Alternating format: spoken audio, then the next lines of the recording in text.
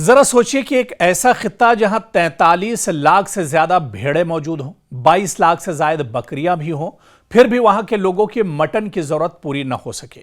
जी हां, हम इस वजह से बात कर रहे हैं क्योंकि जम्मू कश्मीर में एक बार फिर से मटन का बहरान पैदा हो गया है।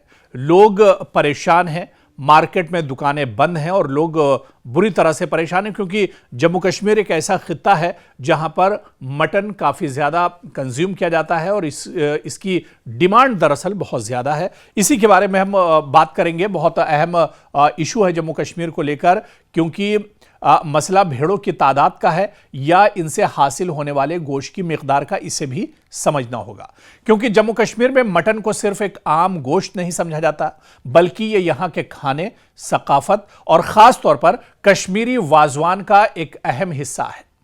लेकिन ताजा आदादोशुमार ने एक दिलचस्प और तशवीशनाक हकीकत सामने रखी है। जम्मू कश्मीर में भेड़ों की तादाद 43 लाख से ज्यादा होने के बावजूद मकामी पैदावार तलब है वो पूरी नहीं कर पा रही है। सरकारी आदादोशुमार के मुताबिक जम्मू कश्मीर में सालाना तकरीबन 370 लाख किलोग्राम मटन पैदा होता है, जबकि मकामी तलब तकरीबन 5,45,00,000 किलोग्राम है, यानी तकरीबन 2 लाख का फर्क है। यानी पैदावार और जरूरत के दरमियान तकरीबन 1,75,000 किलोग्राम का बड़ा खला मौजूद है और यह कमी तकरीबन 9 से 10 लाख भेड़ों के गोश्त के बराबर बताई जाती है। और यही वो मकाम है, यही वो पॉइंट है जहां जम्मू कश्मीर का मटन प्रोडक्ट सामने आता है। और आप देखिए कि असल मसला सिर्फ जानवरों की तादाद नहीं बल्कि इनकी पैदावारी सलाहियत भी है। जम्मू कश्मीर में बड़ी तादाद में मकामी और रिवायती नस्लों की भेड़ें पाली जाती हैं।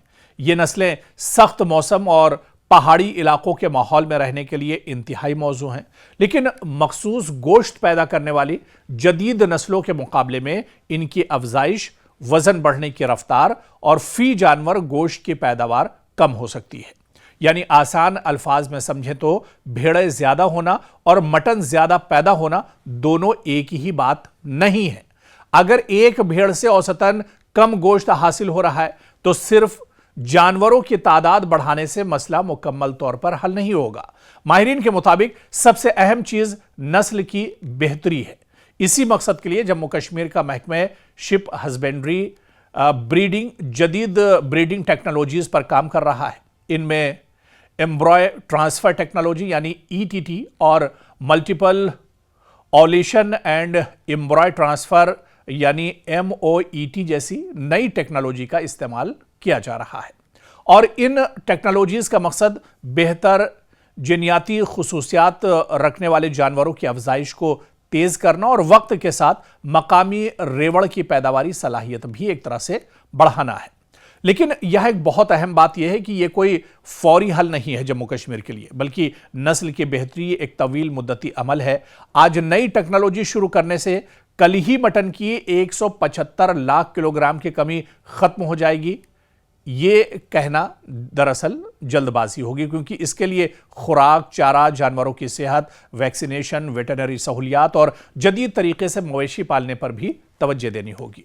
तो जम्मू कश्मीर में रिवायती चरागाहों पर भी अब दबाव बढ़ रहा है। आबादी में इजाफा, तामीरात, इंफ्रास्ट्रक्चर के फैलाव और जमीन के इस्तेमाल में तब्दीली की वजह से मवेशी पालने के लिए दस्तयाब कुदरती चरागाहें भी अब महदूद हो रही हैं।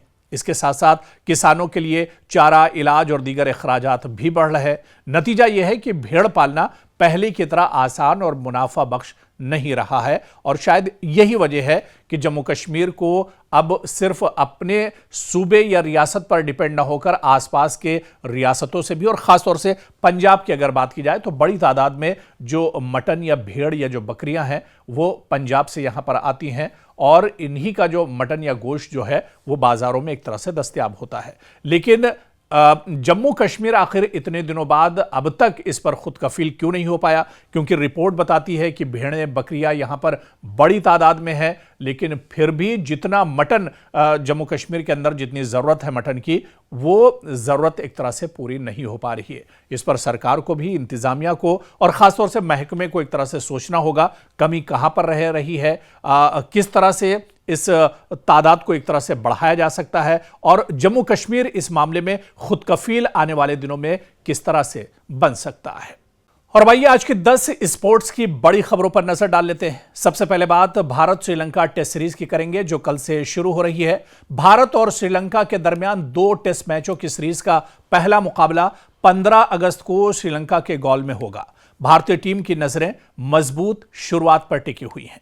उधर जसप्रीत बुमराह की अदम मौजूदगी बड़ा सवाल है। बुमराह की ताजा इंजरी ने भारतीय टीम की बॉलिंग को लेकर तशवीश बढ़ा दी है। साबिक क्रिकेटर आकाश चोपड़ा ने भी उनके वर्कलोड मैनेजमेंट पर जोर दिया है। उधर श्रीलंका में गॉल टेस्ट में 3 स्पिनर्स का प्लान भारतीय टीम ने तैयार किया है। भारतीय बॉलिंग को कोच मॉर्नी मॉर्कल ने इशारा दिया है कि गॉल की पिच को देखते हुए भारत 3 लेफ्ट आर्म स्पिनर्स के साथ मैदान में उतर सकता है। इस बीच सरफराज खान को लेकर भी बड़ी खबर है। सरफराज खान के मुस्तकबिल पर सवाल उठ रहे हैं। रविचंद्रन अश्विन ने टीम मैनेजमेंट से सरफराज खान के मुस्तकबिल के बारे में वजाहत करने की अपील की है, जबकि श्रीलंका के खिलाफ पहले टेस्ट में उनकी जगह बनना मुश्किल दिखाई दे रही है। उधर रोहित शर्मा के मुस्तकबिल पर भी बहस छिड़ी हुई है। मैथ्यू हेडन ने रोहित शर्मा के साल 2027 वनडे वर्ल्ड कप तक खेलने के मामले पर कहा है कि आखिरकार फैसला खुद रोहित शर्मा को करना होगा, जबकि अश्विन ने रोहित के मुस्तकबिल में कोचिंग रोल की भी पेशगोई की है। आगे बढ़ते हैं, बात ऑस्ट्रेलिया बांग्लादेश मैच की करते हैं। जी हां, ऑस्ट्रेलिया के खिलाफ बांग्लादेश बहुत मजबूत पोजीशन में है। डार्विन टेस्ट के दूसरे दिन बांग्लादेश ने ऑस्ट्रेलिया को शदीद दबाव में डाल दिया है। बांग्लादेश ने 6 विकेट के नुकसान पर 351 रन बनाकर 153 रनों की बरतरी हासिल कर ली है, जबकि तंजीद हसन ने बांग्लादेश की तरफ से शानदार सेंचुरी स्कोर की है। तो डार्विन टेस्ट में बांग्लादेश पूरी मजबूती के साथ मेजबान टीम के सामने इस वक्त जमी हुई है और डटी हुई है। तो वहीं बांग्लादेश के तंजीद हसन की तारीखी सेंचुरी भी इन दिनों चर्चा में है। तंजीद हसन ऑस्ट्रेलिया में टेस्ट सेंचुरी बनाने वाले पहले बांग्लादेशी बल्लेबाज बन गए हैं। इनकी 101 रन की इनिंग्स ने बांग्लादेश को मैच में मजबूत पोजीशन दिला दी है।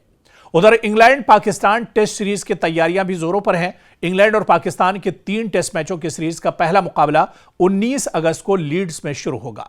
इंग्लैंड की टीम में जो रूट की कप्तानी में वापसी भी खास तवज्जो का मरकज बनी हुई है।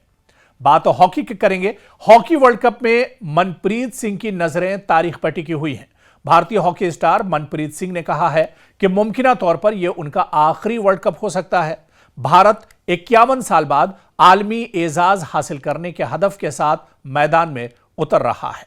और आखिरी और 10वीं बड़ी खबर आपको बता दें, खेल के मैदान से आईपीएल में हैरी ब्रूक की वापसी का इम्कान है। इंग्लैंड के हैरी ब्रूक ने आईपीएल में मुमकिना वापसी का दरवाजा खोल दिया है। उनका कहना है कि वो मुस्तकबिल में दोबारा आईपीएल में खेलने पर गौर कर सकते हैं।